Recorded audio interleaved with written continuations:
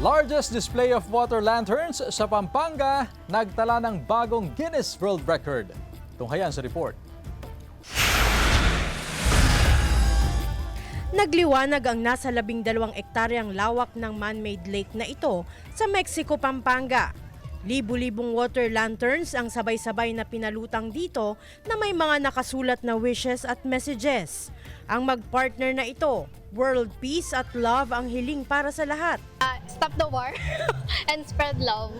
Yeah. Lahat naman tayo naapektuhan, like yung war, like doon naggaling kung bakit tumataas yung oil and everything. May ilan ding dito nag-celebrate ng Mother's Day.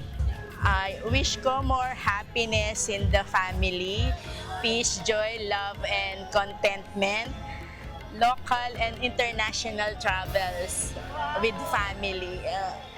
Yan, success ng 3 kong anak. Ang iba naman, nag-manifest para sa kanilang future. Siyempre po, yung maging RN po and good health po sa buong family po. I want to be a nurse when I grow up. Hindi rin nagpahuli ang ilan sa pagdidisenyo ng water lanterns.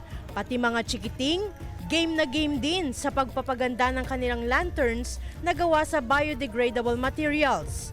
Ayon sa pamunuan ng parke, umabot sa 11,016 water lanterns ang sabay-sabay na nai-display, kaya opisyal nilang nasungkit ang titulong Largest Display of Water Lanterns at nakapagtala ng bagong Guinness World Record.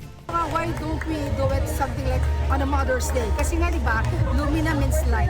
So alam naman natin, di ba, ang mga mother natin, yan yung mga ilaw ng ating mga tahanan. Lahat ng mga tao nagse-celebrate ng Mother's Day. Ang aktibidad ay bahagi ng Lumina Water Lantern and Music Festival na itinaon sa selebrasyon ng Mother's Day kahapon. Glam Canicdan, Dizon, One North Central Luzon.